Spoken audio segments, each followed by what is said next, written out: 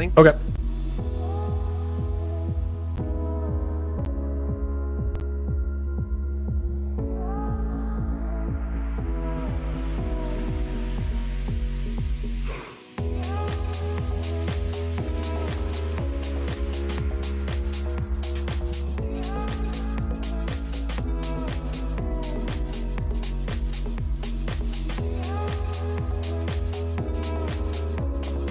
So Jordan bought everybody in Dynasty this week.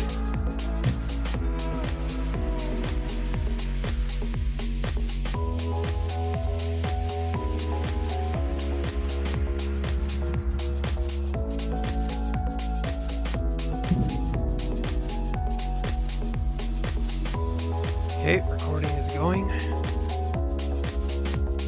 Excellent. Let's see here.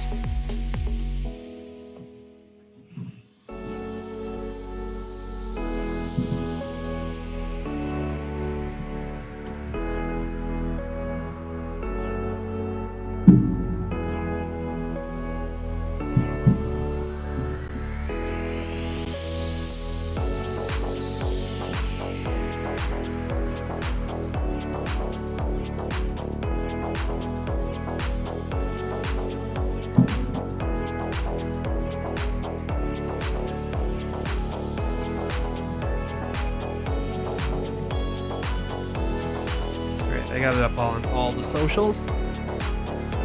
Excellent. Love it.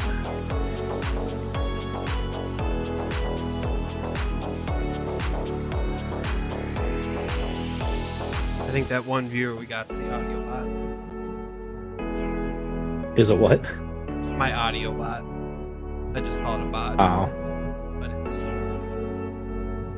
what's recording. So it's not the Yugoslavia or Pakistan, whatever person? No, it was Singapore. Oh, that's what it was, right.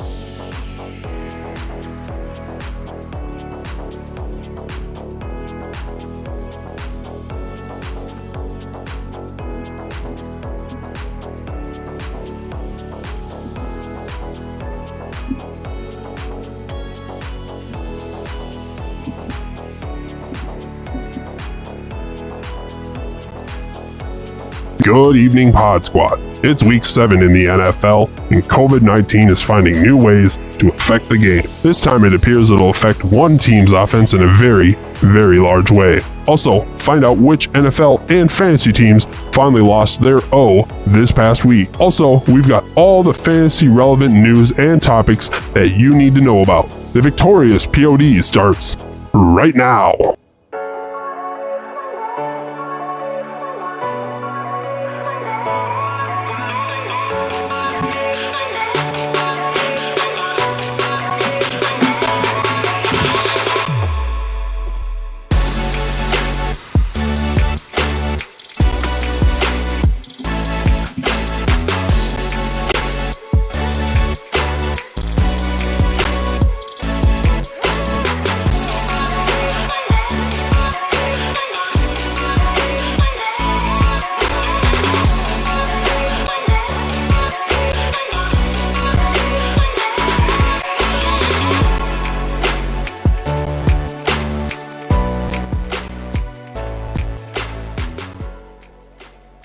Welcome in, everybody.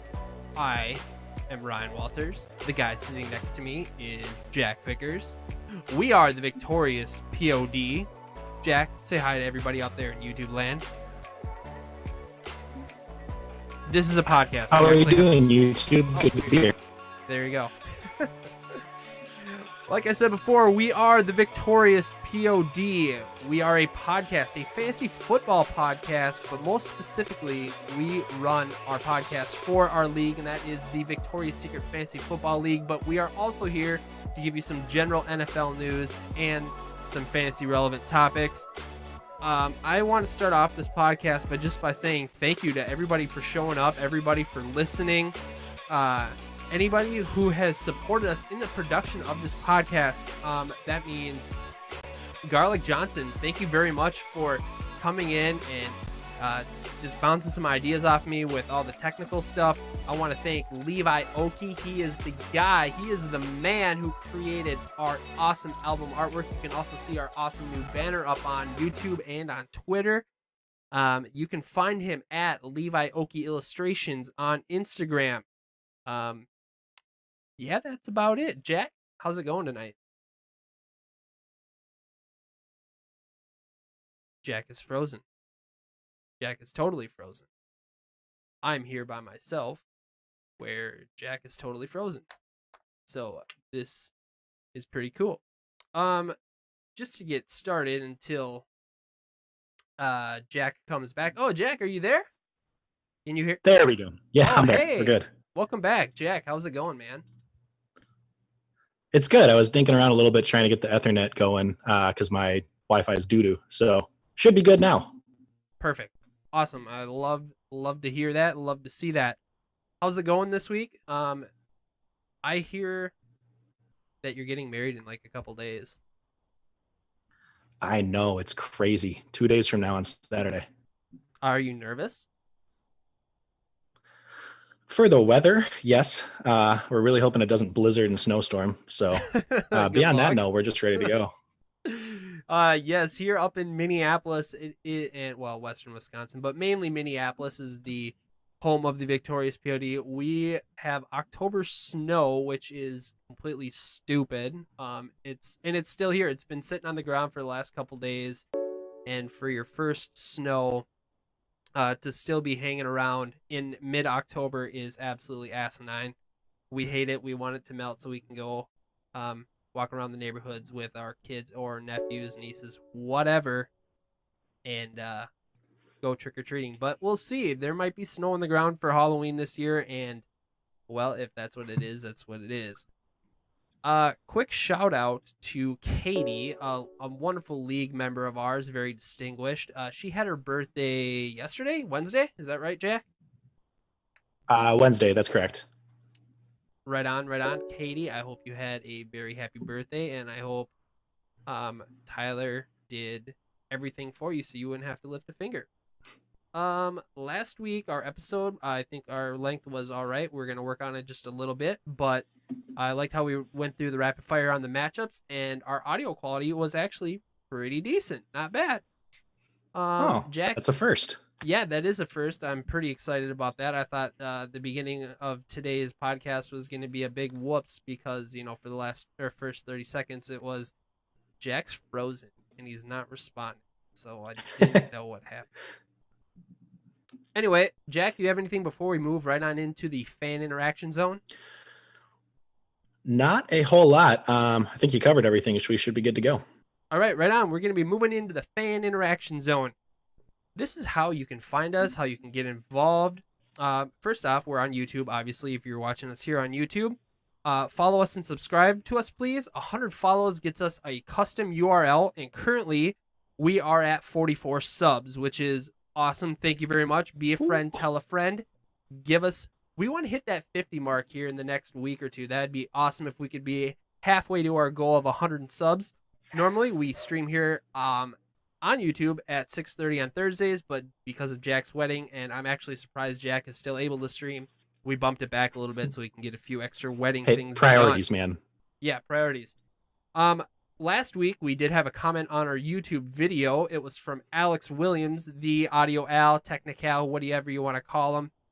He says first. So congratulations, Good Alex, contribution. on Thank your you. first comment. We are also on Twitter. You can catch us on Twitter at VictoriousPOD. You can tweet at us. You can leave us if you want to DM us. I guess you can try and DM us or just add us on Twitter. Give suggestions, comments, whatever you want. We're up on Twitter. We're also going to be trying to post some more league content. I know we've been a little lax on that. I'm going to be talking with our communications department to get more tweets out on the Twitter machine.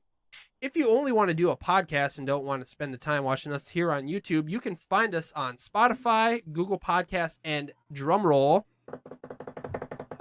we are on Apple. I didn't even know that, but we are on Apple. Apparently, Anchor was putting us out on Apple, but I'm trying to reclaim all of that so I can see all the analytics and stuff. We are also on one more. We are now on Amazon, and hopefully soon to be, we'll be on iHeartRadio. We are not there yet, but we will be getting there soon. So, and if there's a platform that you like to listen on that we're not on to, hit us up with an email and tell us all about it so we can get it there. Speaking of which, our email is victoriouspod@gmail.com. So leave us an email if you have questions, if you have concerns, comments, maybe you have content ideas. We will take the 4 C's for sure via email. Anchor, last one, Anchor. Anchor is our distribution center, but also it hosts our voice message system. I'm not sure if we have voice messages this week. I am going to have to go take a look while you are talking. So we'll have to check that out. I forgot to check it out. So hopefully we can hear from another member of the Leahy family this week in our voicemails. But yeah, that's about it. Jack, am I missing anything? I know I just talked for like 3 minutes here. No, you're good, man. I do that a lot. Yeah, just if any of you guys, even if you don't want to go through the trouble of calling in or doing whatever, but if any of you guys have ideas for just like a fun game or something like that and you want to, if you come up with something cool, I'll just name it after you. Like if it's Jordan's favorite kicker of the week, whatever, I'll just continue to refer to it as that from now on and do it. But we try to come up with games and a lot of stuff, so it's not just us repeating, hey, here's who won, here's the score. So anything fun like that you guys want to hear, let us know, whether you're in our league or not. With you guys. I mean, that's what we want. We want fan interaction. So, like to Jack's point, definitely, if you have any ideas, we'll name it almost anything you want, as long as it's not explicit. We can't do that stuff, so we're not going to do it. So, all right, we're going to be moving on. We're going to be moving on to our NFL Bits and Bites segment. Jack, do you have anything special that you're snacking on today? Snacking? No, we just finished dinner. We did a little corn dogs and tater tots in the air fryer business, Delicious. which was... But drinking a little, what do I got here? Some Pepsi and little adult beverage in the old tumbler here. Perfect. I've got myself again. I'm going with the Insight Brewing, the Trollway. Let's see if I can do this here. It is the Citrus India Pale Ale. It's kind of meh, but it's going to help me relax a little bit. So gets the job done. Yeah, it's going to do it. I also, to snack on, my lovely wife gave me some candy corn with peanuts, sweet and salty. Good stuff. Ooh, the best. All right, sweet. So now that we're done with the bite segment, Jack, what do we got for some of our NFL bits this week? Literally, I've just kept one of the 3 bits and bites segments every week just about COVID, because I feel like we have some stupid new thing to break every single time. So there was a report that came out today while I was working on some show notes, actually, that one of the Raiders offensive linemen tested positive for COVID. So basically the entire starting offensive line group is just quarantined right now. Not ideal. Like if you lose one player, it always is difficult, but trying to replace an entire offensive line with people that, you know, are backups and don't play with each other, let alone even starters, is going to be very difficult. The game is projected still to play as of this point, so we're gonna follow that, whether they bump it back or what happens from there. Another big thing we're starting to watch as it gets closer to the trade deadline, which I think is less than 2 weeks away, coming up in November. Teams starting to make moves. So the Ravens today, most of you guys probably saw as Vikings fans, the Ravens traded for Ngakoue, who we just picked up this past offseason. And you might think, wow, we traded for him like 6 weeks ago. To give him up, we must have got something really good. No, we traded him away for less than we paid to get him. So solid move by the Vikings so far.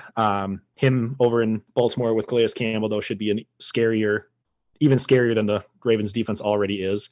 There's reports that the Ravens are also looking to sign Dez Bryant to their practice squad, which probably won't be super relevant anytime soon, but he could be like a playoff push type of guy that, he's actually younger than even Antonio Brown, who's also kind of in contention to come back, but he's still only 31 and he was dominant for a long stretch there. And then, as I mentioned, Antonio Brown, the Seahawks are one of the few teams that are looking at bringing him back after his 8-week suspension is up shortly. So some teams to watch. I think we're going to see some more trades coming up in the near future, but should be exciting as always, the playoff pushes and contenders versus rebuilding teams. And then last bullet point that I've got is a lot of you guys have heard in the last couple of days, but it's Tua time. So the Dolphins have officially announced that Tua Tagovailoa, no, you're not a fan? No, I'm not a fan. Is going to be the new starter. Why? Why does he need to start? He's going to be the new starter for the Dolphins. Why? Why does he need to start? Yeah, I'm sad because I love Fitzpatrick. It broke my heart seeing his little report of like him saying he was heartbroken and felt like he was replaced and then has to go sit in a room with the guy that replaced him and all that. But I guess I get it from the Dolphins. I mean, it would make sense to keep him because you're only a game out. You could win this year, but like nobody thinks the Dolphins are going far. So it's nice to see what you have in Tua and then having him be able to learn under Fitzpatrick, who's going to be gone next year anyway.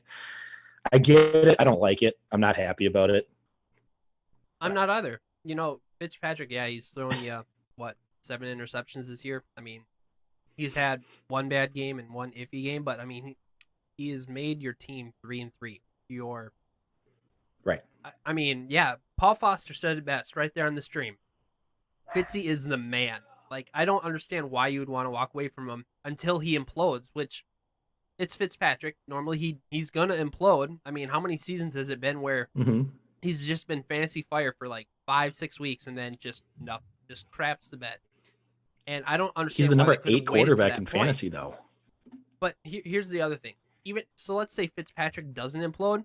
Now he's taken you to the playoffs because the AFC East is not the same without Tom Brady in New England anymore. So I just think that the Dolphins really, I think they might have gone to Tua way too soon. So there is still too much time in the season for Tua to make an appearance this early. So that's way too much time. Yeah, way too much time. Hold on. I got that. Hold on. Yeah, I gave you a little laugh track there. No, thank All you. right. Let's move on. Okay, so after those bullet points, I've got my game of the week to watch and my game of the week to avoid like the plague. Game of the week to watch this week is the Steelers and Titans are playing. They're both 5-0. They're 2 of the only 3 undefeated teams left, so have to pick this one. They're actually pretty similar makeup when you look at it, like 2 QBs that are, solid. Both of their run games are very, very good. Their defenses are both pretty up there too. I think it's interesting though to watch this one because I don't know about most of you, but I would not have picked either of these 2 teams to be 5-0 at the start of the season. So the fact that they're the only ones left beyond Seattle is just crazy to me. So I think they're both going to probably be pretty set going into real playoff runs this year, but I'm picking Pittsburgh just because I think their defense is just a step above. And not that anybody's going to slow down Derrick Henry, but if somebody would, it would probably be the Steelers this week. I agree. And then my game of the week to avoid is Dallas at Washington. Dallas obviously looked very, very different. What? The Tua void? The game Tua void? Ha! Oh, boy. That one went over my head. Oh, yeah. I just had to get that in there. Oh, God.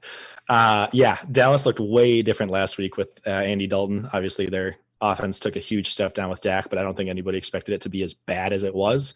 And then Washington knows a little something about QB struggles, so I think it's going to be just a painful game to watch. It's going to be basically a defensive brawl, and I'd be surprised at this point if either of these teams make it to 5 wins. So do not watch unless you have to because you have somebody playing in that game. All right, I got a minor out question for you. All right. Who is the second wide receiver for Dallas? Gallup or CD? Yeah. Nope, we're going to say Gallup. Are you min or out with Michael Gallup with Andy Dalton as your quarterback from fantasy perspective?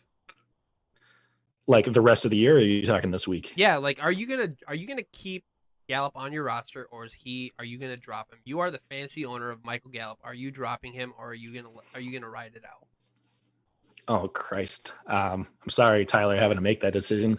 I think if you have any other kind of option, you don't start him if you have a choice. But I'm not going to drop the guy. I mean, Dalton looked terrible, but Gallup was still really good last year, and he was decent this year. So I think you keep him. But if you have any other kind of like boom bust or upcoming like matchup play that you can play instead, I just don't trust Dalton. I love Gallup, but Dalton just scares me right now. So Gallup 4 weeks ago in week 3 against Seattle had 19.8 points. He just went off. Every other game, if you take that game away, Gallup has not had 10 points in any matchup.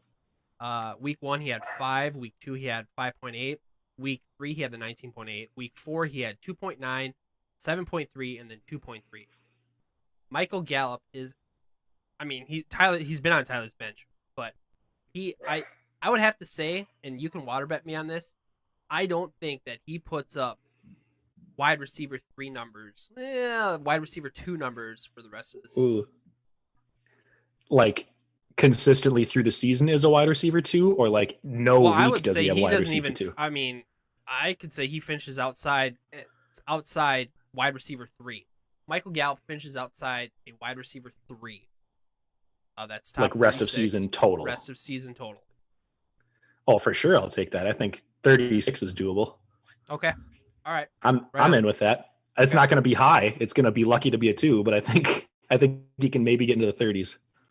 All right, cool. So we'll add that one in. All right, cool. Sorry to torpedo your take there. No, I love it. Okay, love the tangents. Cool.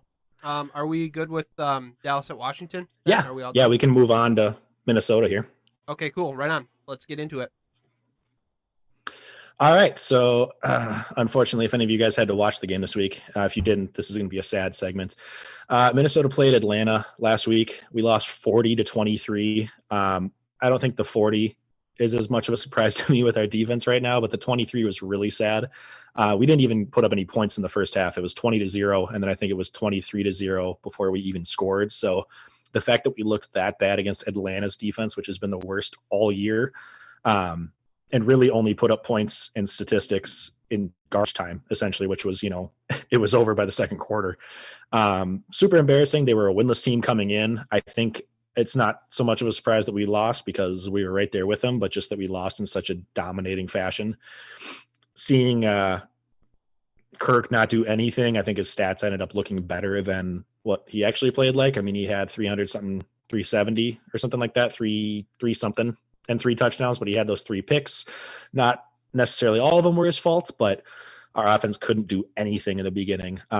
Justin Jefferson had a great game, though, as usual lately. I think he had 9 catches for like 166 and 2 touchdowns. So he is looking legit. He's actually like beaten Adam Thielen most of these past few weeks. So crazy excited to see what we can do with him in the future as like a solid number 2. We don't have much of a drop off after Diggs, but it was a bummer to see Alexander Madison not do a lot. He had like 10 carries for 26 yards. So I think we were all excited to say, all right, Cook is out. Madison's like one of the better backups in the league, most people would feel like, and he just kind of flopped. So I was a little disappointed there. On the Falcons side of the ball, Matt Ryan, after 3 weeks of being a stinker, he put up dominant numbers. He got Julio back, and Matt Ryan went out with 370 and 4 touchdowns, 2 of them to Julio, who had like 160 yards receiving. So looked like the team that started out the year.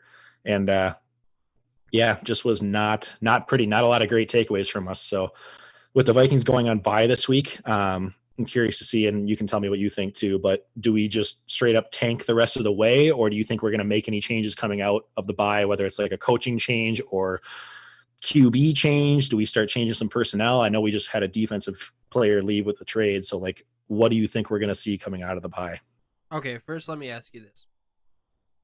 What do you mean by tank? Because let me rephrase my question. Actually, I'm going to answer my own question.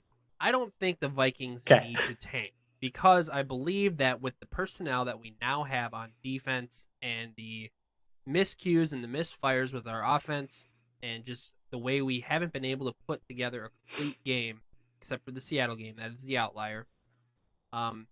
I don't think that we're gonna have to tank. I think that the way we are playing on the field, even if we are trying, we just don't have the skill to be able to get there.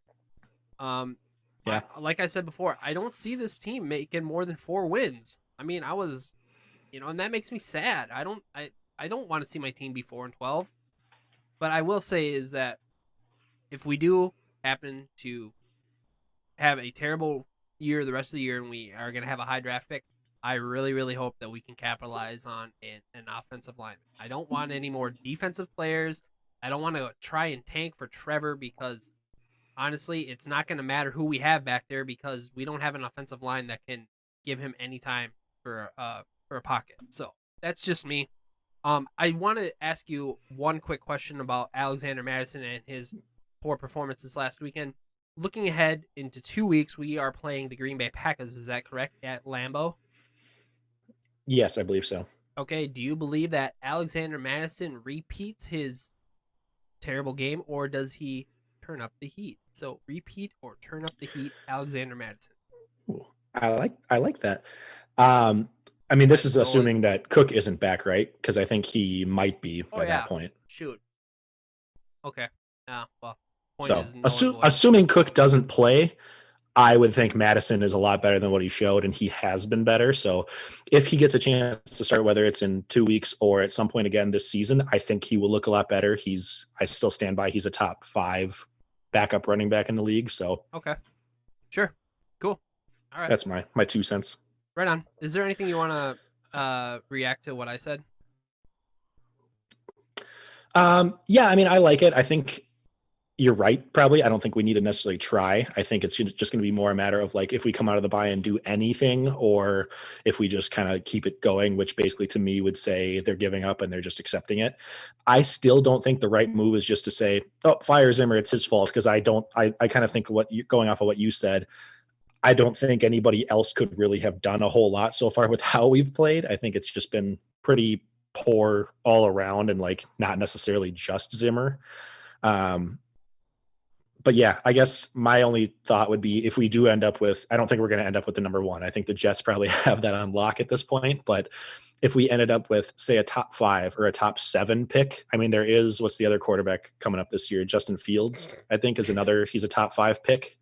So no, it's like no matter what, you don't want a QB. You're just like take the top lineman and I don't want a QB. Go with that. The only QB that I would want is Tanner Morgan, and you'd get him in like what, 2nd round, 3rd round maybe. Yeah. So yeah, but here, as of right now, I think there's one lineman. I would agree with your Mike Zimmer take though, unless the team quits on Mike Zimmer, you cannot fire Mike Zimmer. People are asking for Mike Zimmer's head, and I'm telling you that Mike Zimmer has brought a level of respect to this organization, and you're gonna have down years. I mean, look at look at John Harbaugh. How long has he been a coach out there in Baltimore? He has the respect. He's got a Super Bowl, so I'm not comparing. I mean, he's achieved the highest achievement you can get in the NFL, but I'm not saying that all of his seasons have been good seasons either. So patience. We've got youth on our team, so that's what it comes down to. I think is patience with the coaching staff. So I'm done with the Vikings. I hope you are too. So let's move on. Yeah, definitely. Bucks. We'll take a week off, just like the bye. We don't have to deal with them for a bit. Going into Tampa Bay, a game that I was really excited to talk about. Josh, I hope you're listening. Tampa Bay beat the Packers this past week 38-10. Just absurd. It was complete domination on all sides of the ball. I loved it. Green Bay looked like they were coming out firing right off the bat. I know they were up 10-0, and then there was that call where Rodgers had the rushing touchdown that they got called back, and then from there they didn't really score. Tampa Bay went on to score the other 38 points in the game, so they pitched a shutout from there on. Defense looked phenomenal, got to Rodgers a ton. I know Ndamukong Suh got into it with a little bit with Rodgers, which was kind of fun to see them go back and forth. They both got a lot of heated moments with each other over the years. And then Rodgers getting his first 2 interceptions on the year versus Tampa Bay was cool for any non-Packers fan, because just you don't want to see him just go perfect for the entire time. One was a pick 6, so I love that. Brady didn't dominate by any means, but he had an unexciting, respectable game. 166 yards and 2 touchdowns, no pick. but he Gronk. really didn't need to do a lot. I mean, they were ahead pretty early on in the first half, and then their running game looking as good as it was. Ronald Jones had a third straight game with 100 yards. He was like 113 and 2 touchdowns, and then pretty much everybody got involved. Gronk got back. Gronk. He had 76 yards and a touchdown. I was so happy. Finally, Seeing the Gronk out. spike again. It was Would you about say it was a time. good It was Gronk so great spike, seeing or- them connect. He did Gronk spike, but his right arm, I guess, was dinged up. He said in a post-game interview. So he's like, I couldn't do the full thing, so I switched to my left hand. It was kind of just like a I think somebody was disrespecting But, his spike in the end zone. It's like, you scored an NFL Yeah. touchdown, bro. Exactly. Like, he just scored on you. Stop him if you don't like it. Yeah. Overall, though, just takeaways from the game. Unfortunately, I think the Packers are going to be fine. I think this was just a down week that they, every team has those where they just don't look like themselves. But it was more of a positive statement for Tampa Bay than it was a negative statement for Green Bay to me. I think Tampa Bay came out and showed like, hey, we are still a threat. Like, I know they lost kind of a close game to the Saints week 1 when they were still kind of getting some timing down. And then their other game against Chicago was a 1-point loss. So like they could easily be 6-0 just as easily as they are 4-2. I think they're easily a top 3 or 4 in the NFC, and they're getting more in sync. Like the more Brady gets playing time with these guys, the better they're going to look. So I'm excited to see what they're going to do going forward. Quick question for you. Yeah. Do you think that this was the preview for the NFC Championship matchup? Ooh, that's tough. I mean, if you're going like chalk, like top teams, what would it be now? Seattle and Green Bay, probably, which would also be phenomenal of a matchup. I definitely feel like Seattle is going to be there, so it's going to depend on like the paths that people go through. But if I had to guess, it's probably going to be one of those 3 teams. I don't really see the Saints as much of a threat right now. Maybe they'll come back differently with Michael Thomas, and then nobody else in our division is a threat. I don't see the Bears going anywhere. The Rams don't scare me. Am I forgetting a division? There's nobody coming out of the East. I would guess. So it doesn't matter. Yeah, I'd guess between Seattle, Green Bay, and Tampa Bay. That's my 3 picks. Whoever doesn't have to play one of the other 2. If you have a high flying offense enough, you'd be able to shred Seattle's. I mean, all you have to do is stop Seattle. I mean, the Vikings kind of put a Right. blueprint on it to be able to.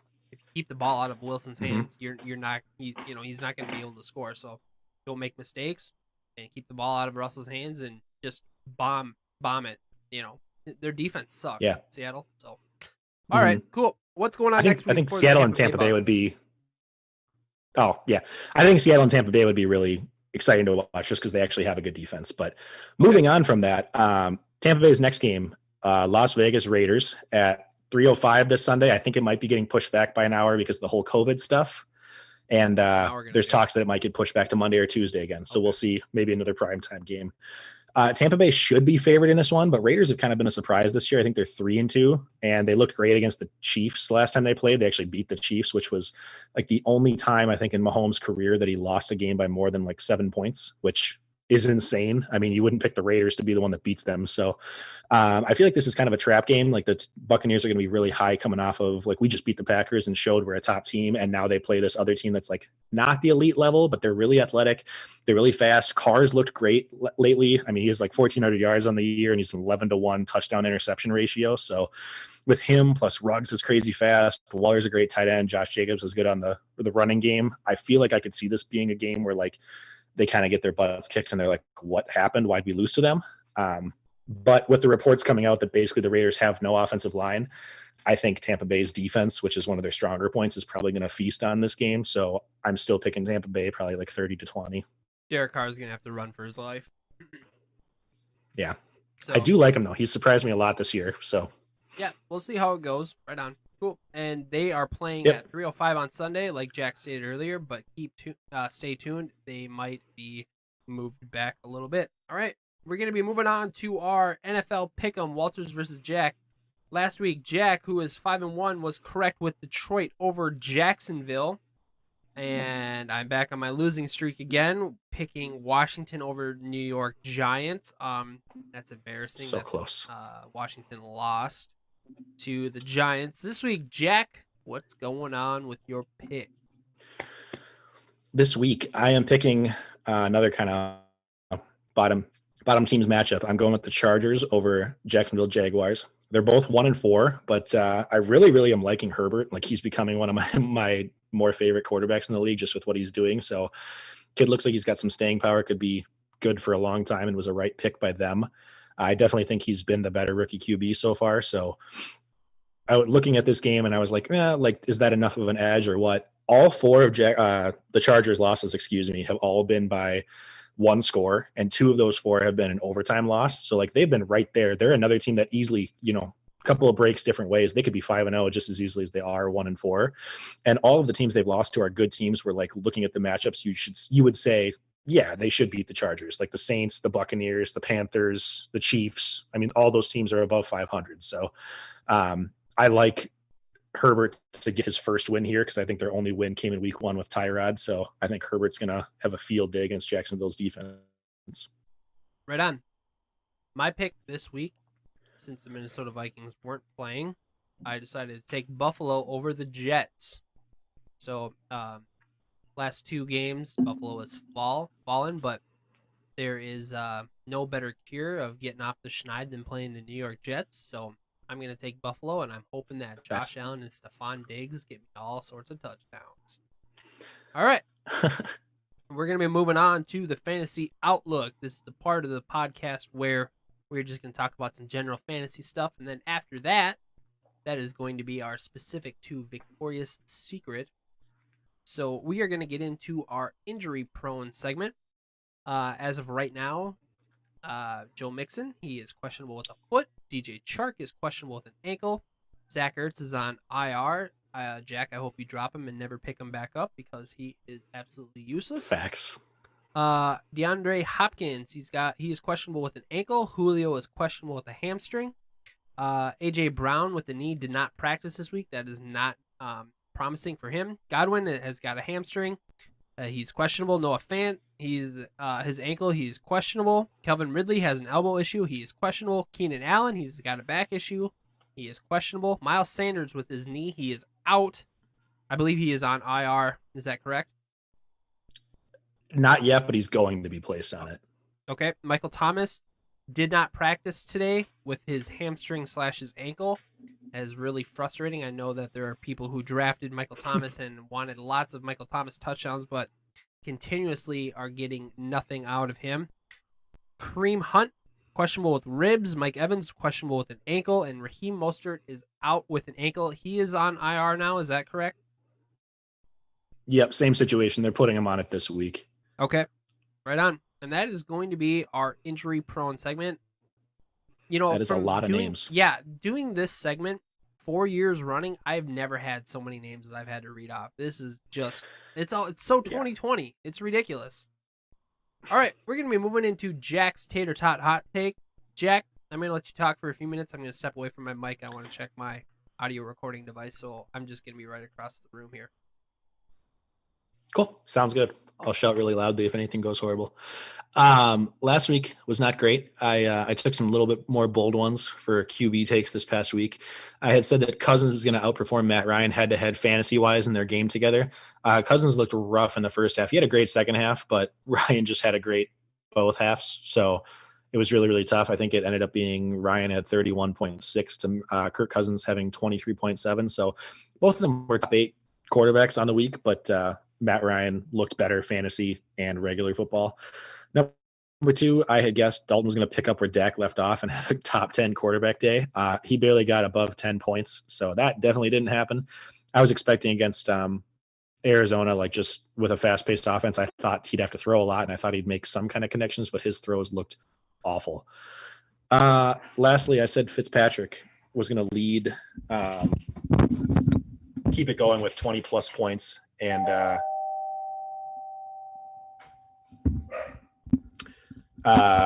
give me 1 second.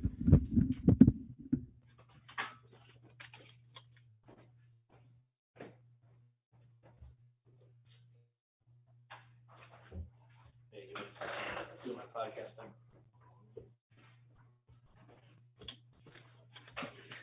All right, we're back. So we were talking about Fitzpatrick having 20-plus points. He had it, and then he threw 2 interceptions at the very end, so he ended up with 16.4. for this week, I'm guessing that Carson Wentz is going to be a quarterback one versus a really beatable Giants defense, but they are without Zach Ertz and Miles Sanders, so I'm thinking it's going to make them throw a lot more.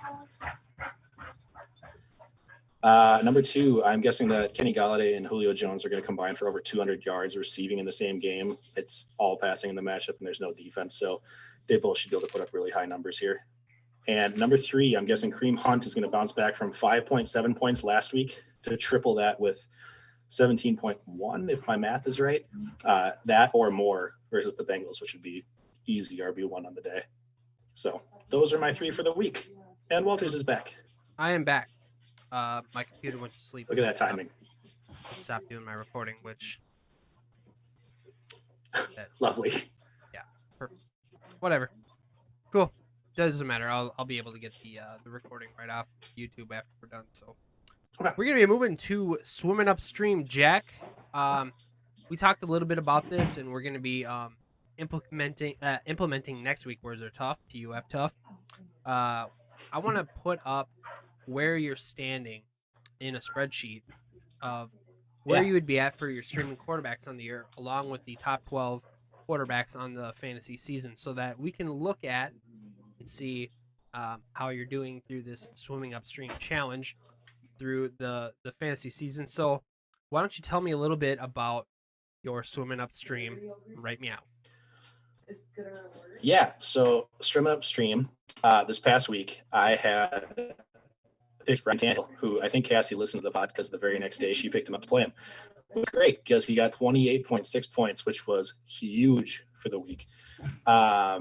My season total brings me up to 135.5, which as a weekly average through 6 weeks is 22.6 points a game. It's up from like 21.5 last week. And then overall ranking, which this is a lot of numbers, but what that means or what that would have been if you would have just followed streaming quarterbacks every single week, it would be good enough for QB5 on the year. So I have a top 5 quarterback just from picking random people that nobody else wanted on the year, which just continues to prove that you do not need to draft a quarterback high, in my opinion, if you play the matchups right. It puts him just ahead of Dak Prescott, who obviously isn't scoring points anymore. So a little bit higher than that even. It's currently better than 13 quarterbacks that are even rostered in our league, which is crazy. I mean, you always obviously have to play matchups, and good quarterbacks are going to play bad defenses sometimes, but COVID year is a little bit different, but other years you just do not need to have 2 quarterbacks. I mean, there's 13 alone that aren't even that good. So it's a lot of people sitting on benches when you could have probably a better person picking them up and dropping them each week. Looking ahead to week 7, there weren't a ton of great options. I really like Carr, like I mentioned before, but he's playing against a Tampa Bay defense with no offensive line, so he's going to get hit a lot. Gardner Minshew has an 18.6 point average on the year, but he's going against Chargers, who are also a good defense. So I'm going with, I mentioned earlier, who's one of my new favorites, Justin Herbert.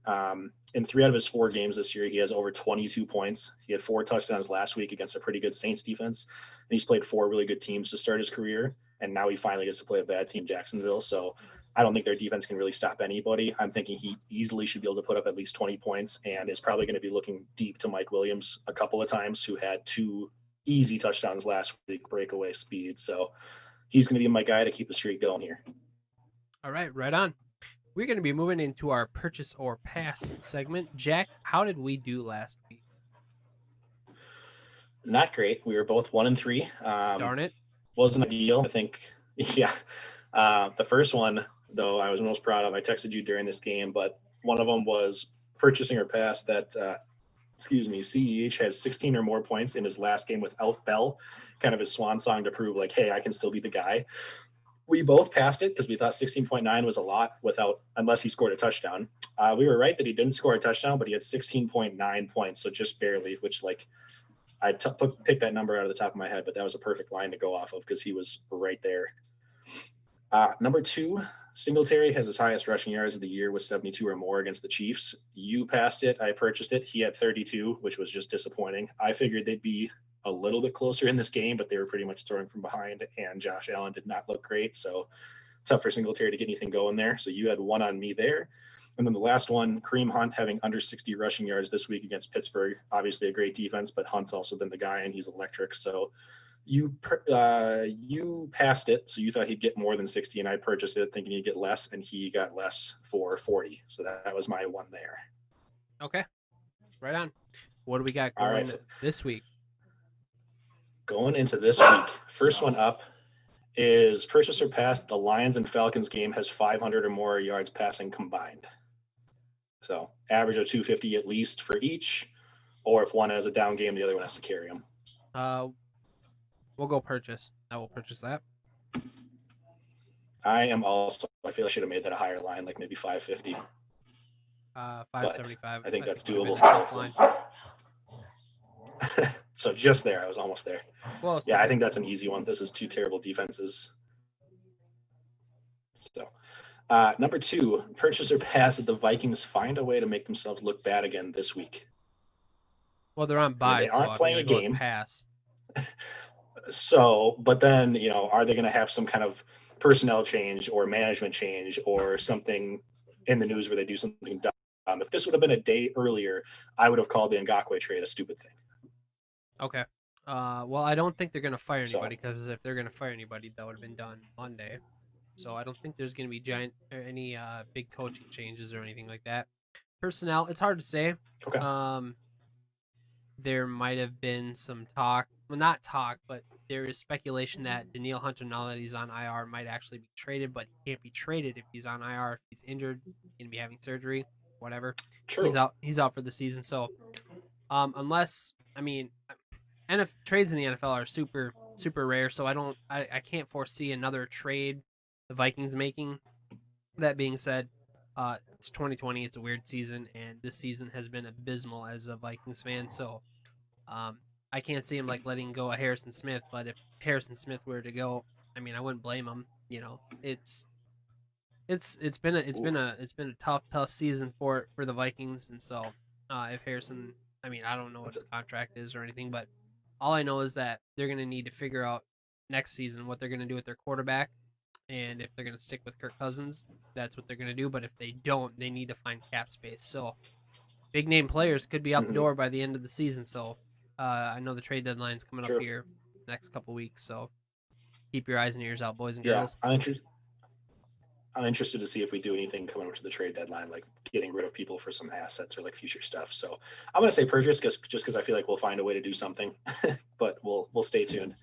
And then number 3, purchase or pass, that Le'Veon Bell looks legit in his first week with the Chiefs this week. Obviously, compared to his New York Jets standard, which has been nothing.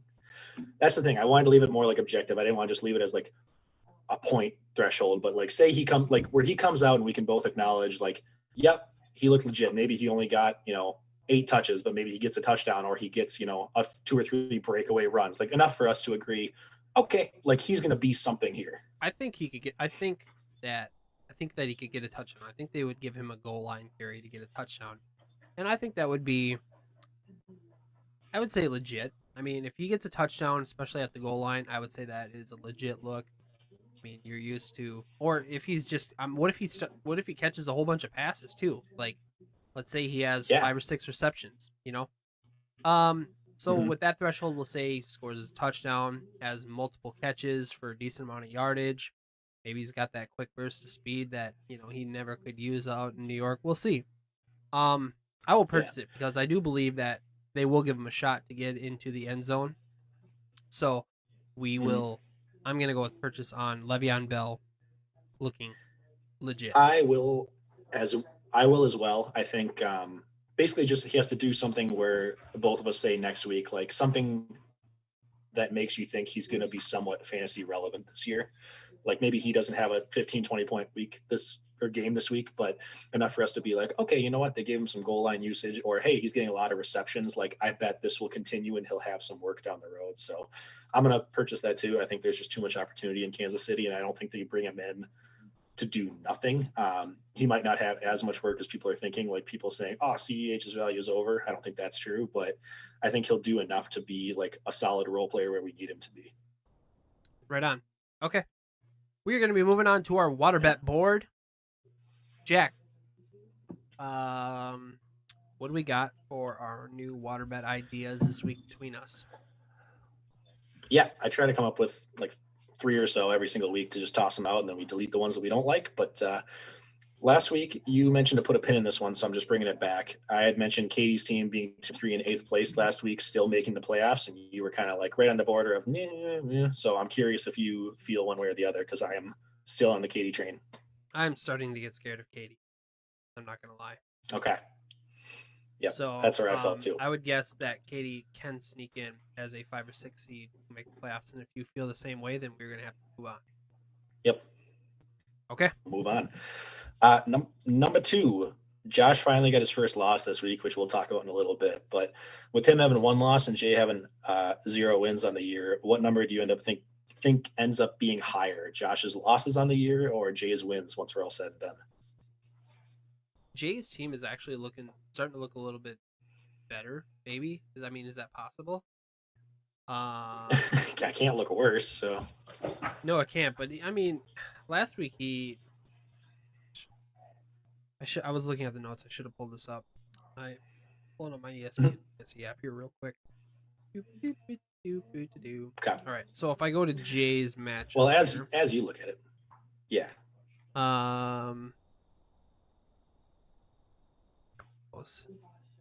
Brandon Cook seems interesting just because Bill O'Brien's not there anymore and Deshaun Watson's actually trying again. But Yeah. I look at Jay's team, and I feel nothing. So I'm gonna say that Josh probably ends with more losses than Jay ends with wins. That's what I'm gonna say. Yeah, I feel the same way. So we'll take that one off because for all we know, Josh already has more losses than Jay has wins. So that is true. One might be enough to get the job done. All right, number 3, quick. Ryan Fitzpatrick, with obviously us mentioning him getting benched for Tua, which is really sad. Does he get traded from Miami before the trade deadline, or do they keep him? Yes, I do. I will say Dallas. They are looking for a starting quarterback, and I believe that the Red Rifle is not going to be able to get it done. So let's take a disgruntled Fitzmagic, who's still got plenty left in the tank. Angry. Bring him to America's team and let him hurl the ball. And yeah, wouldn't you love that? I mean, Zeke Elliott would benefit. Be so happy with that. Amari Cooper would benefit. CeeDee Lamb. Michael Gallup you might be able to unretire Michael Gallup. I mean, yes, bring Fitzmagic to Dallas, and it would be the smartest thing that Dallas could do because they would be able to run away with that division because that division is so crappy. All they need is a quarterback to be able to throw the ball and maybe a little bit of defense. But Fitzmagic to Dallas, I say that's a great idea, and I think that they would do that. Okay. I love it. That was going to actually be my point. I'm going to say no, but if I could choose for it to happen, I would say yes, because that would be a dream. Look at how good Dallas's offense looked already. Right. Not that I'm saying Fitzpatrick's better than Dak by any means, but like not even they have the weapons to do it if you have a quarterback who can get the ball, and he's been doing it with a mediocre Miami team that's 3-3. So they had more wins. Actually, I think he had more wins when Dak got hurt than Dak even did, which obviously different teams. But if you could get him with that core, I think there'd be some electric plays, and like the defense isn't going to help anything, but I think he'd have the ability to put up 30 plus points with that team every week. So I would love to see it. I just feel like that's going to be one of those things that like is going to be a what if that we'll talk about weeks from now. Because I feel like the Dolphins' plan all along has been to make this switch, even if they didn't tell anybody, and they're going to keep Fitzpatrick just as like a great mentor for Tua because he's probably the best like backup you could learn from. So would love to see it, but I'm going to say no. So we'll put it on the board and see over these next couple of weeks as we watch it. Right on. And then last one that I was kind of trying to do like a last, like not necessarily fantasy players, but fantasy teams in our league. But if you had to pick a category of people likely to win the championship, would you take either the current first and second place teams, which are Josh and Tyler, or would you take the field? I would take the field. Yeah, okay. I would too. We'll move on. Nothing against Josh and Tyler. Their teams are scary, but I have a number of other teams like Foster, Katie, Ben's great, like teams that I think are capable. Once you get CMC back, I said that last week too. Yeah. And just short tangent, I am absolutely surprised that the NFL has not come down on Melvin Gordon. If I can get Melvin Gordon to play this weekend, I'll be so happy that my trade I worked out. know. Oh boy, I'm excited. So please, I've please, been Melvin banking Gordon, on please that do all something. week for them to bench him or like them Correct. to suspend him so that I can put Lindsey back in. Correct. Yes, I've been waiting as well, and I have heard nothing, which is fantastic. Okay, Yep. I don't want to go over the old stuff right now. We're kind of running behind because we've been No, that's fine. chit chatting a little bit. We'll So move we are on. going to move into our Victoria's Secret portion of this podcast. Starting off with our news and notes, side bets. We have 10 side bets on the season because we got started late. Each of them are $5 each. Last week was the sack up, the defense with the most sacks. Ryan won it with Baltimore. He had 6 sacks. So Ryan, congratulations on your $5. This week Called is it. yeah, congratulations. Week 7 this week, we got the lucky sevens, which means that the team with the most number of sevens in their team score includes all player scores, decimal points, and the overall score. So if you have the most sevens throughout your starting lineup, I believe it is your starting lineup. I don't believe bench players are included in this. You will win $5. Jack, who do you think is going to win it this week? I felt like this was more of a random matchup. It wasn't really one you can base off of players or teams or anything like that. So I just took a shot in the dark. But if I'm going to take a shot in the dark for somebody to get lucky, especially on a challenge where it's all about getting sevens, so a betting, gambling lucky, I'm going to go with Tyler because for those of you that don't know him, he has a short horseshoe up his butt about everything. Not that he's not great at stuff. He's phenomenal at pretty much anything he touches, which is frustrating. But anytime there's these random like unusual things that have no skill or no reason or why, it seems like he's the one that's just like, oh, I won, like look at that, that's so weird. So I'm gonna go with Tyler just because there's no real reason to pick anybody. So Tyler, I can't wait for you to get 77.77 this week and lose but win the side bet, so good luck there. Yep, and I picked myself because Ryan Herman has always told me as well that I have a horseshoe up my butt. So I just picked myself. Like you said, it's completely random. There is no skill in this whatsoever. So you just throw a dart at a random fantasy team, and hopefully you will win $5 on this side bet. All right, coming up, we have one of Jack's favorite segments. Say my name, say my name. All right, we've got our team name updates going on here. We are up to 10 of 12, kind of. Jordan changed his name to a bunch of random letters and numbers last week. Did he headbutt the keyboard after losing? My guess was that Harper just accidentally logged onto his computer, typed in his, the address to the ESPN website, scrolled over to his team settings, and then was able to change his team name and hit enter and everything like that while having his crazy name. I tried actually thinking is Jordan trying to say a really, really long sentence with just using the first letter of each word?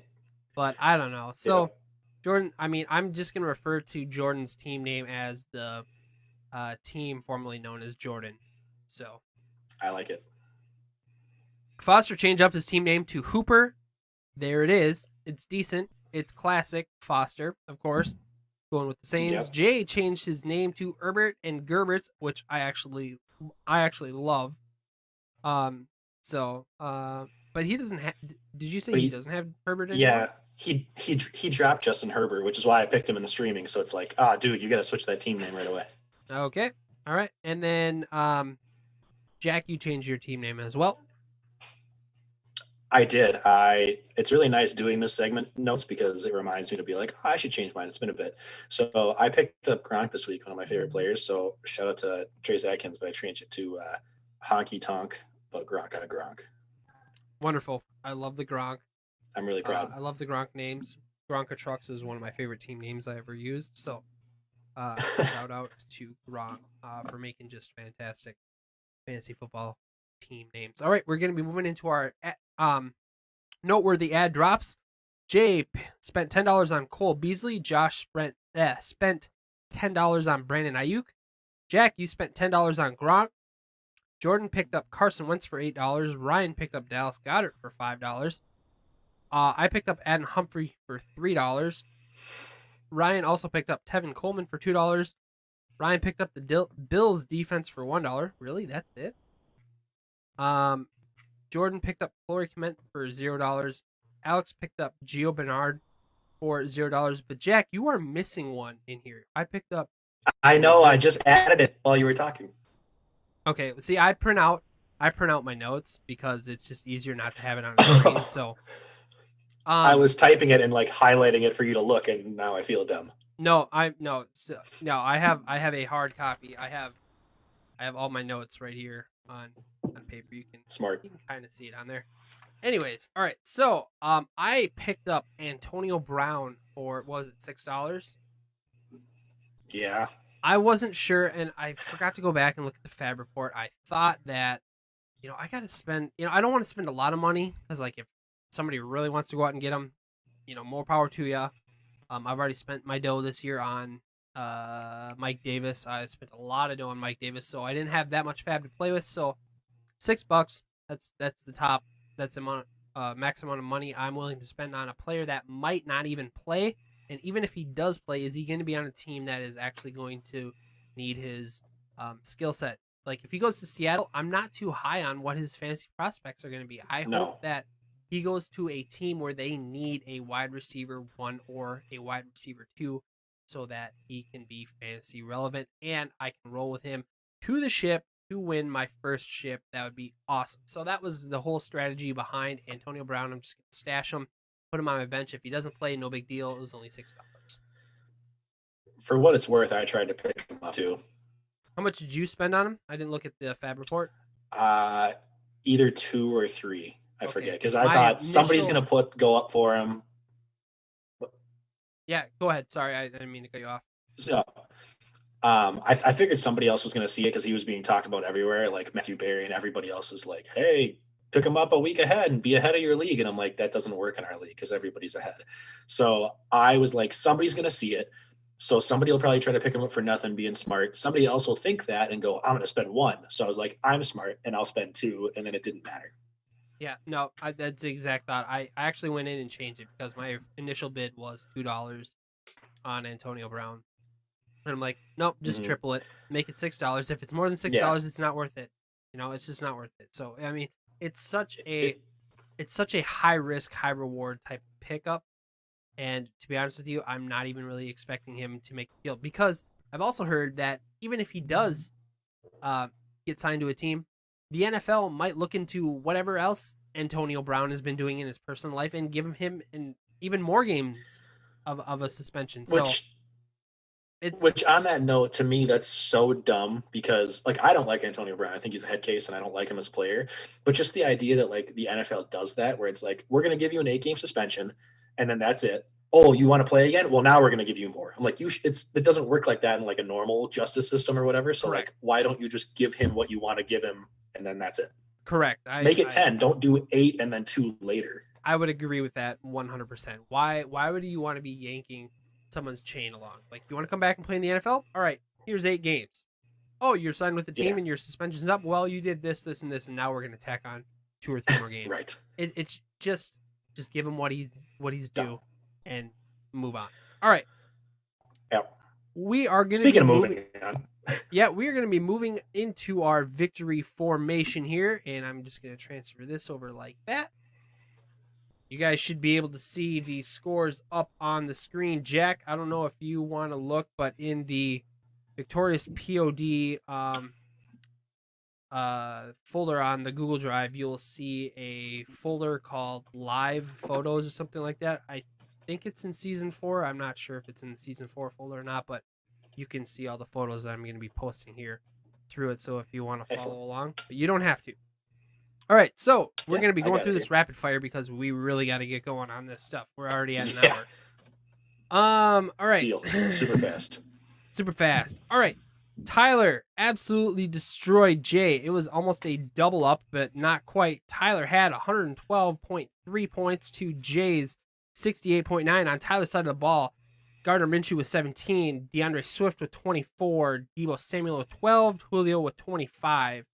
And his kicker, Justin Tucker, had 16. Over on Jay's side of the ball, I'm looking at his players, and only his flex player, Brandon Cooks, had 12.8 points, and then his Steelers defense had 17. Jack, what did you see out of this game? I'll keep it real quick, 20 seconds apiece here.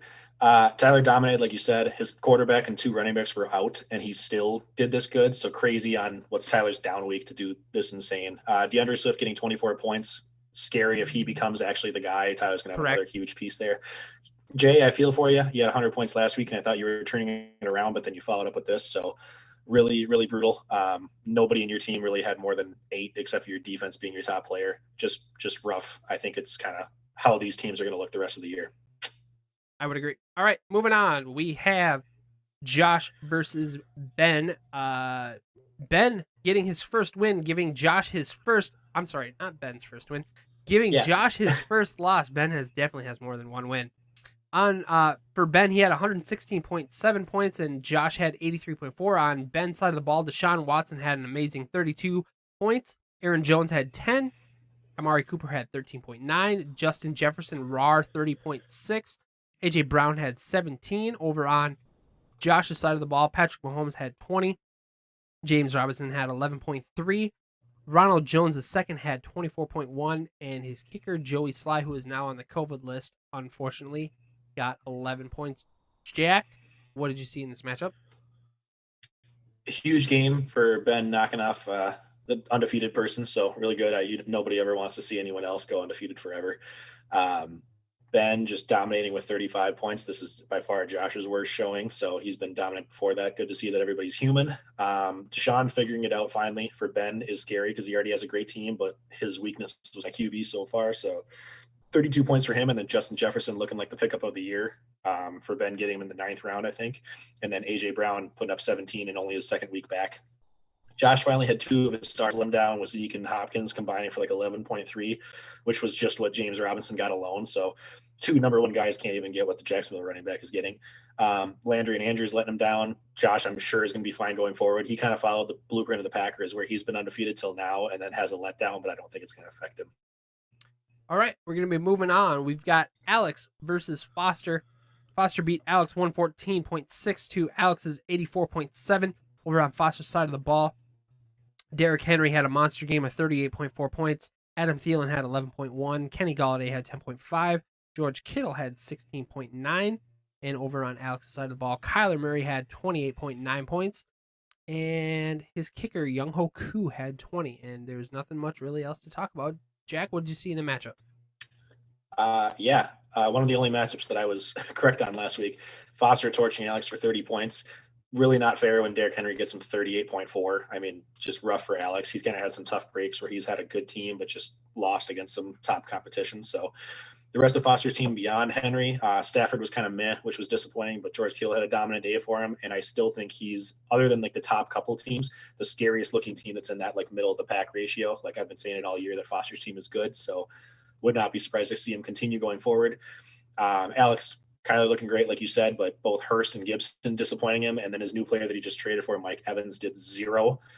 His team is really, really deep. It just seems like he's really in a tough hole. Like he's better than 2-4, but it's going to be tough if he can't get some of these wins that he needs early on, even though he's been a great GM with all of his trades and moves so far. Right on. Cool. Do you want to go over the next matchup? Sure. Which one we got? That would be Katie versus Jordan. Yes, Katie versus Jordan. Katie won 97.8 to Jordan's 80.3. Once again, Katie's team, I say this every week, but she has just a consistent roster. Like everybody shares the load. Nobody besides Lamar really went off, but they all had between that like 8 to 12 amount roughly. Lamar finally having a big week was great for her. And then Fuller's looking like a wide receiver 1, which is insane. He's scored each of the last 4 weeks, and then he's getting plenty of yardage. Like 2 or 3 of those have been over 100 yards, and he's just got that breakaway ability. So with Deshaun heating up at the right time, Fuller could be a lot better than I would have thought for going forward.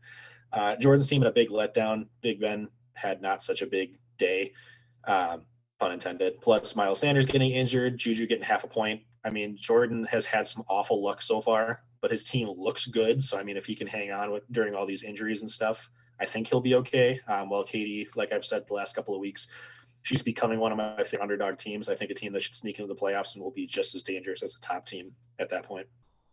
Right on. Why don't you move to the next matchup? That would be your matchup versus Ryan. I don't know how in the hell that I won mine. Do we have the pictures for it? Yes, we do. Okay. There it is. Yeah, super ugly matchup for any of you guys watching. I don't know how the hell I won, but I won 74.8 versus Ryan's 65.3. I don't deserve this win. Let me say Ryan definitely did more. He had really bad luck too. I was looking at it my last 2 weeks. I've had 74.8 and 62.2, which adds up to like 136, 137 on the dot. That's less if you combine those two than I had in week 4 just 2 weeks ago. So really, really great week, and then 2 letdown weeks. But thank God I'm 1-1 over that stretch. Really glad that my decision to bench Matt Ryan for Brady didn't cost me the loss. Ryan had 31 something points, so I would have actually had 91, which is a little bit more respectable score. All three of my wide receivers were a disappointment, but Mixon was decent. Lindsey was great as a fill-in guy. He's still elite. I've been saying it all along since the beginning of the year. He is good, so I was bummed when they brought Melvin Gordon in because Lindsey can get 100 yards on his own easy. My defense and kicker getting double digits was enough to carry me. They got like a third of my total points. On Ryan's side, Fitzpatrick looked great, but then he had 2 late picks that dropped his points by a lot. S4.E8 should have had 1, if not 2 touchdowns that got called back, which totally screwed Ryan. I was texting him during the game, and it was just brutal because when I saw those runs, I was like, no, yes, oh my God. Okay, so that was very lucky for me. Devontae Adams scared me, but his first week back was a disappointment, and then Crowder has his only game this year without 100 yards against me. So very lucky. I'll take the win where I can, but it was an ugly matchup for sure. Right on. Okay, and we are going to be moving into my matchup. I faced Cassie this week. It did not go well for me. I had my worst performance of the year at 65.7 points, and Cassie beat me at 88.5 points. Josh Allen had a down week. Cam Akers scored me 0.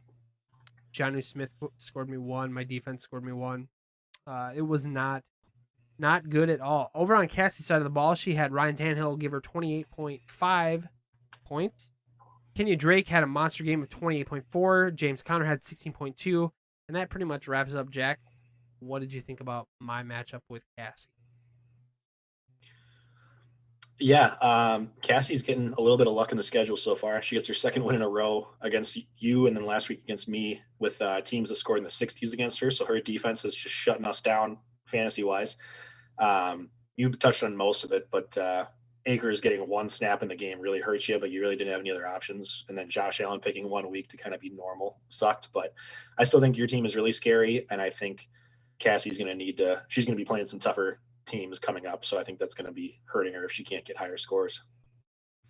Right on, right on. I have got to go into something here real quick. I am trying to get this picture to load, but I can't make it load because it's just being...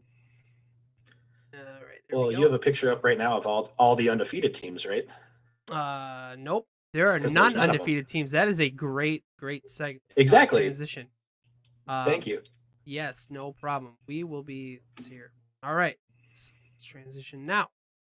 Speaking of which, we've got our standings here. I was able to get them up. Thank the Lord. I was able to get them up. There it is. Let's see here. We have Josh at 5-1, Tyler at 4-2, Ben at 4-2, Foster at 3-3. I'm at 3-3. Katie's at 3-3. Jack, you're at 3-3. Jordan's at 3-3. Ryan's at 3-3. Cassie's at 3-3. Alex 2-4, and then Jay at 0-6. It's really bunched up right now, and that's completely normal. I mean, that's our league. For the last 3 years, maybe 4 years of our league, it is jam-packed all the way till the end until we reach playoff time. So things are only going to heat up going in, and I couldn't be more excited for the playoffs to come. Hopefully, I will make it this year, but like I said, it's always a tough go for that. All right, we are going to be moving on to our next segment, which I believe is, hold on. Weekly Pick'em? Yes, we have our weekly Pick'em, so I'm just going to go over here real quick to do that. We're going to transition to here, and we'll be bringing back our graphics here shortly. But, Jack, what happened in our Pick'em last week? Yeah, so standings breaking it down right now. We had Ryan staying on top with 31. He's got a little bit of a lead right now, a little gap in between everybody else. Cassie and Katie actually stayed tied for second. So the top three, actually top four, all stayed the exact same. Cassie and Katie are tied for second at 28, so 3 points behind Ryan. I stayed in fourth place behind those three at 26, but Alex jumps up with a 7-point week to tie me. So me and Alex are tied. Shout out to Al. Jordan's behind us with 23. Tyler is down 4 points from that at 19, and you were down at 16. So pretty much similar standings all around, except for Alex making the jump, but there's a little bit of a gap starting to form. Ryan is just on the money with guessing this league. Yeah, I am terrible at this. It's fun, but I'm not good. But that's okay. This is, it's fun content for the podcast. It's so up in the air. It's so fluky. All right, we are going to be moving on to our matchup previews, and I appreciate you taking over that last segment because I was able to get ready for this. Bam! You should be able to see our matchup previews, which is awesome. So lovely. We are going to be starting off with Ryan versus Katie. Let's see here. Katie did not submit a lineup completely yet, so I just didn't even try doing anything because she didn't even have a quarterback on her team. So as of right now, Ryan is just the massive underdog or massive favorite in this. And Jack, what do you see in this matchup? Real quick. Yeah, so this is a really key matchup. Yeah, I'll keep them all pretty rapid fire here. This is a really key matchup for these two because they're both 3-3. They're both kind of just outside the bubble right now. Lamar on bye for Katie, like you mentioned, really hurts. So I'm curious to see if she's going to pick somebody up. I'm surprised she didn't on Thursday because she could have gotten like Carson Wentz, who was probably the top addition. So hopefully she listens and gets Herbert, who I mentioned. No clue what she's going to do, but Ryan's team's at full strength and his starters look actually pretty solid. So it's going to be a tough one either way. I really, really love Todd Gurley and Devontae Adams matchup for Ryan this week. Plus his defense and kicker, honestly, both might be the number one options on the week. But Cameron Braid at tight end kind of feels gross for me, so I'm not sure about that. I don't love David Johnson for Katie versus Green Bay because I think they're going to play from behind all game, being Houston. But on the flip side, that's going to help Fuller for her because they're going to throw deep the entire time and try to get some points catching up. Starting two tight ends is interesting. I don't usually like that, but they both actually are having good matchups this week where they should be getting lots and lots of throws. So interesting to see what's going to happen here. But this is kind of a really toss-up game depending on who she picks at quarterback. Right on. Alex, Jack, Katie, myself, we all picked Katie. Alex picked Katie to be her side bet winner. Cassie, Jordan, Ryan, Tyler all picked Ryan. Ryan picked himself to be the side bet winner in this matchup.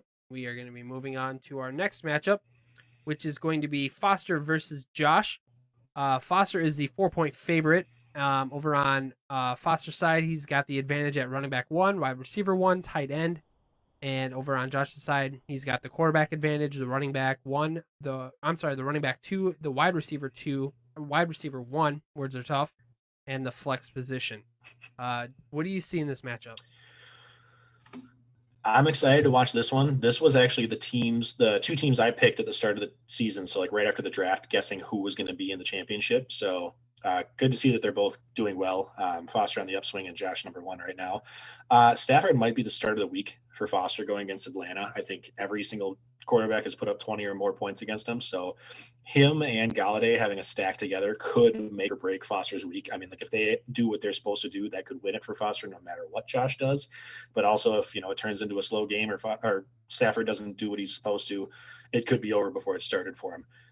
Josh needs a tight end, so I'm waiting to see who he ends up starting. But both of his running backs have really, really good matchups because their team should be ahead all day. So I think they're going to get a lot of work. And then overall, as much as I love Foster's team, I think his team is really, really good and still a threat. I just think Josh's is also equally as good and deep, and I don't see the number 1 team so far losing back-to-back weeks, so I'm going with Josh. Right on. There were 2 people who picked Foster in this matchup. That is Alex and myself. So that means Cassie, Jack, Jordan, Katie, Ryan, and Tyler picked Josh. Cassie picked Josh to be the side bet winner, and Ryan picked Josh to be his Stone Cold Lock of the Century. Or the week. All right, we are going to be moving on to Alex versus Ben, the battle of the Williams brothers. Right now, Alex is the 8.5-point favorite. Alex has the advantage at quarterback. He has the advantage at running back 2, wide receiver 1, and tight end. Over on Ben's side, he's got the advantage at running back 1, wide receiver 2, and the flex. Jack, what do you see in this matchup?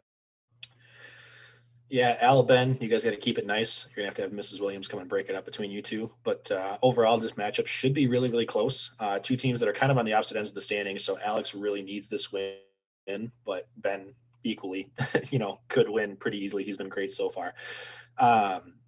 Ben is the defending champ as well, so there's a little bit of edge there. Big key for this matchup is going to be if Michael Thomas plays. I know Al's got him in his lineup currently, but he is still questionable. He missed practice today, I believe, with a new injury, hamstring, I think. And if he does finally play, Alex gets his second first-round pick back after losing Barkley. But if he doesn't, he's got good enough people to plug in, but it's no Michael Thomas, obviously. So excited to see if he comes back. Excuse me. And then Ben obviously still missing his running back too with Chubb, Hurts, but DK Metcalf and Aaron Jones have been two of the top players at their position. And with Deshaun finally heating up too, I think he's got some elite top 5 options every single week. So looks like his team is kind of turning the corner, getting even better than it was. And I think it's going to do it again for him this week. Okay, this week, Alex picked Alex, Jack picked Alex, Jordan picked Alex, Katie picked Alex, Ryan picked Alex, and so did Tyler. So that means Cassie, myself, we picked Ben. Jordan picked Alex to be the side bet winner, and Katie picked Ben to be the side bet winner. But most importantly, Katie picked Alex to be the Stone Cold Lock of the Century. All the way. Right on. We are going to be moving to Cassie versus Jay. As of right now, Cassie is the 13.1 favorite against Jay. Jay has the advantage at quarterback, wide receiver 2, and the flex. Over on Cassie's side, she has the advantage at running back 1, running back 2, wide receiver 1, tight end. And that will do it. Jack, what do you see in this matchup? Cassie coming off back-to-back wins versus teams in the 60s, like I mentioned before. But luckily, you're playing a team who excels at scoring in the 60s with Jay. So this is going to be really, really good for your defense. Jay's running backs are gross this week. I like David Montgomery, but not normally. He's going against the Rams this week, who have a great run defense. And then the Michael P. Ryan, who's not even the running back 1 on his own team, going against Buffalo of all people. Not ideal. Plus, if Michael Thomas does come back, like I just mentioned, I think Emmanuel Sanders becomes pretty irrelevant for you as basically your wide receiver 1 at this point. Cassie, meanwhile, she's got Tannehill, who is good, but it's against a dominant Pittsburgh defense, so this will be a tough test for him. Kenyon Drake finally looked like an RB1 last week, so I'm sure that was a sigh of relief for you playing him. And then the rest of your matchups, I don't like them. I don't hate them. I think they're good enough probably to get the job done against Jay. I'm expecting this to probably be the lowest scoring matchup of the week, but I'm feeling pretty good about Cassie winning, as I'm sure pretty much everybody else is. Yeah, everybody picked Cassie to win this matchup. Jack and myself both picked Cassie to be Stone Cold Lock of the Century. All the way. And Tyler picked Cassie to be the side bet winner. All right, we are going to be moving on to Jack versus Jordan. Oh boy. Yeah. Okay, so you are the 29.4 point favorite, but Jordan doesn't have a kicker. And I don't think Jordan's team is that bad. I mean, he's starting Corey Clement right now, but yikes. Look at who's on his bench and who's hurt. Yeah, I can't see that. I'm looking at a screenshot photo of what I got. So, but right now we've got you have the advantage at quarterback, running back 1, running back 2, and your flex. So Jordan has the advantage at wide receiver 1, 2, and tight end. Jack, what do you see in your matchup? So if you thought your running backs were bad, shout out Jordan for his favorite Joker line. Jordan's are way worse. He's got Myles Gaskin and Mark Ingram on bye, plus Miles Sanders, who got hurt last week, and Austin Eckler, who got hurt a couple weeks ago. So that's why he's starting Corey Clement and someone named Mick Nichols, who I didn't even know existed. Apparently, he's the new backup for Derrick Henry after Darrington Evans got hurt, which if you're the backup for Derrick Henry, you're probably irrelevant. But obviously he doesn't have a lot of options, so he's doing what he can. On my side of the ball, I get Josh Jacobs back this week. I squeaked out a win without my first rounder last week, but Mixon is hurt as of now. He's questionable to play, so I'm really hoping he does. I have switched Brady out for Matt Ryan, so I need that.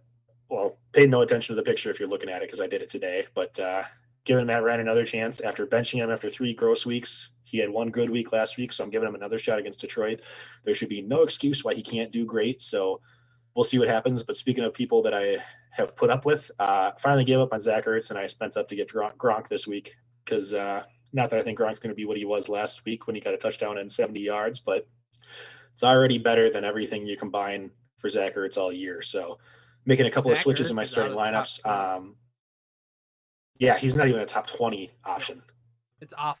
I think he's had 7 points max as his best all year. Like he hasn't even had 1 good week. It's just, I'm done. I meant to drop him. I, for some reason, put him in the IR because I had him in 2 other leagues that I did that for, but we can't do an IR. So I'm trying to drop him, but I can't because he's playing his game. So he's just going to be dropped as soon as I can, or I'll just text Tyler to remove him now. That being said, on Jordan's side of the ball, I do think he has some good matchups. Like Wentz looks good coming in against the Giants. I don't think he's done much yet. I think they're winning like 10-7, but he had a good matchup. Ridley should be great against Detroit. Keenan Allen should be good against I forget who they're playing. They have a good matchup too, though. Jacksonville. So I think it's going to be Jacksonville, who can't stop anybody. So I think this should be closer than people think. I'm still picking myself because Jordan has a lot of bad luck this week, but I think Jordan is going to be closer in this score than people are expecting. Yeah, I'm picking you as well. The lack of running backs is really going to be hurting for Jordan. So this week, Alex, Cassie, Jordan, Katie, myself, and Tyler all picked. Me, That right? can't be right. It gotta be Jack, right? I think it was me. Yeah, Yeah, I think that's we right. flipped Yeah. them. Yep. 7 of us all picked Jack, and then Ryan picked Jordan. To note Thanks, Ryan. that Cassie, let's see here. I just want to make sure. Yep. Cassie and Jordan both picked you to be the Stone Cold Lock of the Century. All the way. Also, Jordan, if you want to just let me win this week as your wedding present to me, that'd be totally fine. Because if you beat me this week, I'll be very sad about it. Right on. We are going to be moving on to myself versus Tyler. This is going to be one of the toughest matchups I've had all year, and I've already played Josh. So right now I am the 8-point favorite against Tyler. I have the advantage at quarterback, running back 1, wide receiver 1, and tight end. Over on Tyler's side, he's got the advantage at running back 2 and the flex. I'm projected 103 points. It feels good. I actually have some confidence in my running back room this week. I'm thinking Mike Davis is going to have a bounce back. Melvin Gordon, if he plays, that's going to be amazing. I believe Stephon Diggs and Josh Allen are going to be able to have a bounce back week and hopefully get a couple of touchdowns. Travis Kelce's always been solid. I had Jonnu Smith in there, but once I saw that Sterling Shepard was going to be playing tonight, I decided to swap him out for Darius Slayton. So Slayton is going to be playing for me in one of my wide receiver roles as of right now. I'm not sure how he's doing. I haven't even checked the score. But yeah. 1 for 12. Oh, perfect. And over on Tyler's side, Russell Wilson's always dangerous against anybody he plays. DeAndre Swift, I don't see him repeating. Boston Scott is we'll see what he can do. Last time he was the starter, he didn't do much for Philadelphia. Julio, he's questionable, but if he's going to be out there, I know he's going to be dangerous because the Detroit defense is just terrible. Hayden Hurst, I'm not too sure about him. He's only had 1 good game. Chris Carson's always had my respect. I tried trading hard for Chris Carson with Tyler this year, so I think it's going to be a really close matchup. But I do believe that I can sneak out the win against Tyler. Jack, what do you see? Yeah, I believe I picked you too. I think looking at this, just the fact that you have Josh Allen and Stephon Diggs as a stack, and then going against New York, the Jets of all people. That's the same kind of situation as Foster with Stafford and Galladay, where like you could win the week on them alone, no matter what another team does. So if he connects with Diggs for say 100 yards and a touchdown, or maybe 2 touchdowns and like 50 yards, I think that alone is going to be real tough to come back from. And I think you're right. I don't think Swift is going to do another 20 plus point performance. I do think he'll be good. I think he'll be like an RB2 on the week kind of thing, but I think having him not be quite as much as he was, and then having Dalvin Cook out for him this week on the bye, that's going to be very tough. Yeah, I think it's going to be really close though between the two. All right, right on. This week, Jack, Ryan Herman, myself, and Tyler both picked me to win. Tyler picked me to be his Stone Cold Lock of the Century. All the way. And like I stated earlier, I also made myself the side bet winner. Alex, Cassie, Jordan, and Katie picked Tyler to win. And then Jack, you picked Tyler to be the side bet winner for this week. Mm-hmm. Yes, that is correct. All right. We are going to do this so everybody can see it. Done. These are all Nice. of the picks, and those are the locks are on the absolute right hand side. I'm sorry, under SCL, they are the second column from the right. And then, yeah, whatever. This way, that way. And then the WSB is the weekly side bet winner. And then There, all I'll the bold. I'll do this. Yeah, all the bold stuff I'll is just point. like people picking their own matchups. So who they pick like their it. own matchup. So that right there is all of the picks so that everybody can see them on the board. And we are actually going to transfer back over to this way. Pow. All right. Guillotine. It's time. What's happening, Guillotine, Jack? What's going on? Guillotine week 6 elimination was Glick. A lot of us in this league know him.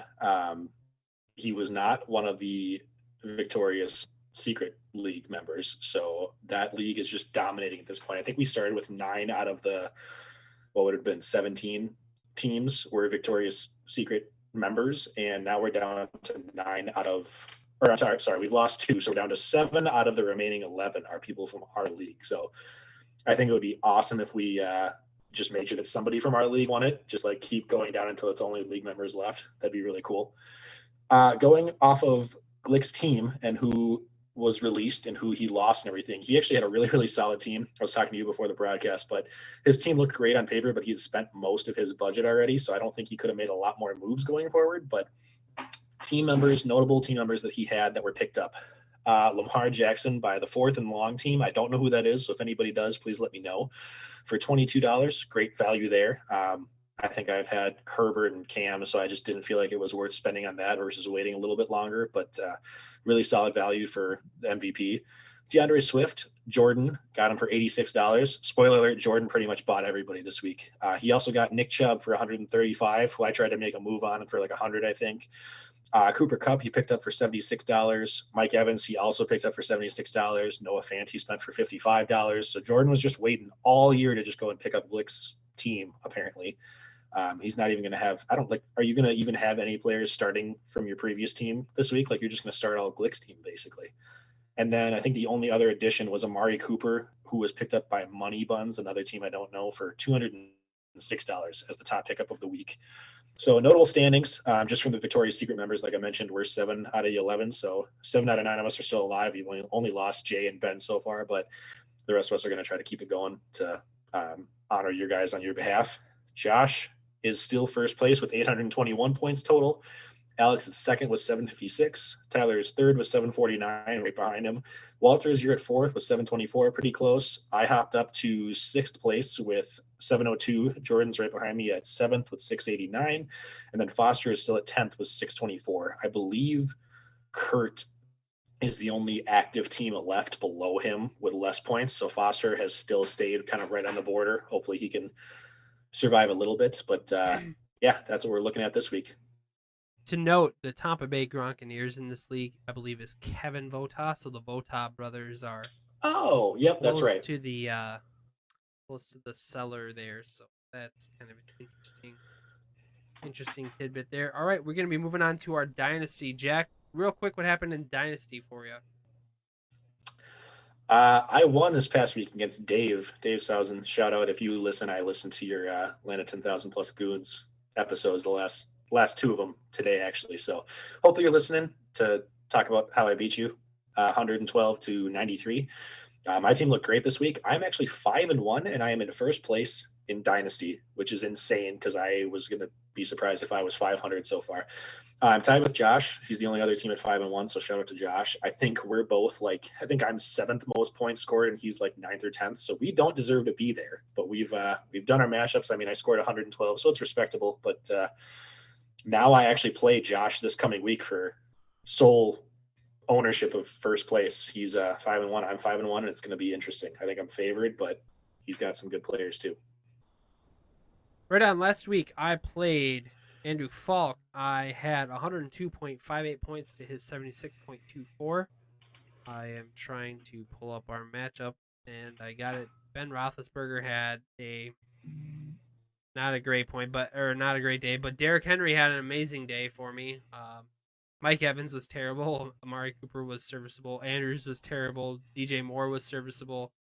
My kicker got me negative points. I don't know how that works.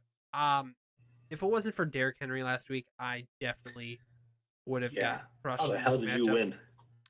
It's a good thing that his quarterback didn't do squat. Andy Dalton. Todd Gurley didn't do squat. Tyreek Hill didn't do squat. So, I mean, I should have been absolutely crushed in this league, but I picked up another win, which actually now will put me in... I'm in third place. I'm in third place in our Dynasty, so that's pretty sweet. You're right there, too. So how are they letting two rookies lead this?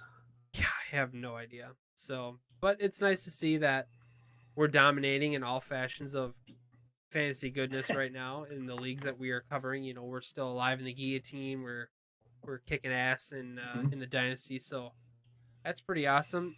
In the Hood DFS, are you still in first place in that? I think you are. Yeah. Speaking of dominating, yeah, I am currently, if you look at best scores, total scores overall, I believe I am. I don't have the exact numbers because it's kind of distorted by those guys that had like the multiple scores. But on Gar and Josh's last Hood pod, they said I am currently in first with 796, and then I think Nikita's right behind me at like 758, and then there's from there I'm not sure because the standings aren't totally right, but they've got it down. So I have been in first since I think week 2. Week 1 I took second, and then from then on I've hung on. I had a bad week this past week, but still enough of a cushion. Like the drop off from me to Nikita is like 40 points, and then from Nikita to somebody else is a big gap. So it's not going to last, but it's fun to talk about in the meantime. Heck yeah, I'm doing pretty well in that. I believe I'm in 8th place right now. I checked the standings on that. Whoops, I just destroyed my mic. So yeah, I think if I keep doing what I'm doing, I mean, I'd be happy with a top 10 finish. I mean, there's 20 people in that league, so the DFS league. If I can be top 10, I'd like to move up a little bit more. You know, I'm. Things are still kind of close. I mean, maybe I could make the top spot, but I don't know. I mean, a lot of things have got to happen for me to be able to move up this far into the season. So to be able to be top 10, maybe rise up a few more places would be ideal. But I am fairly happy with how I've been doing right now in the Hood play along. All right. That is going to be our show. You can kind of hear the music a little bit. We made it through. Our timing wasn't the greatest, but you know, we had a lot of fun. We talked about a lot of different things. We did a lot of off the cuff stuff. It was a lot of fun. I want to thank everybody for listening to our podcast. I want to thank everybody for being here on YouTube. Jack, I want to thank you for all your amazing hard work this week. I'm going to miss you next week. When you're away, if you can just, do the show notes for me, that'd be perfect. That way I don't have to do it. I'll get on that. Okay. All right. So you can find us, remember, on YouTube. Subscribe and like us. We are going to 100 subscribers, so please help us out. You can find us at www.anchor.fm/thevictoriouspod. Make sure you leave us a voice message. Twitter @victoriouspod. Email victoriouspod@gmail.com. Jack, anything you want to say? Go enjoy watching this awful game Thursday Night Football right now. Daniel Jones just ran for 80 yards down to the 5-yard line. So apparently it's just not making any sense. But beyond that, yeah, I'll miss everybody next week. I don't know if you're doing a show with another guest host or what, but I'll look forward to coming back in 2 weeks. For those of you that are able to come to the wedding, excited to come celebrate with you guys. For anybody who is not, no, don't take it personally. It wasn't anything with you guys. It's just kind of been a crazy chaos this whole wedding planning season with COVID. So we don't really have a lot of control of how many people we can bring. So nothing against you guys, but I look forward to either celebrating with you at the wedding or soon in the near future, both Christine and I do. So yeah. Good luck to you and Christine this weekend on your guys' wedding. I hope you guys just kill it. I hope you guys have a lot of fun out there. I hope the weather guys treat you nicely. And that is it. So, good night, everybody. We will talk to you later. Jack, send us off. See you later, guys. Goodbye.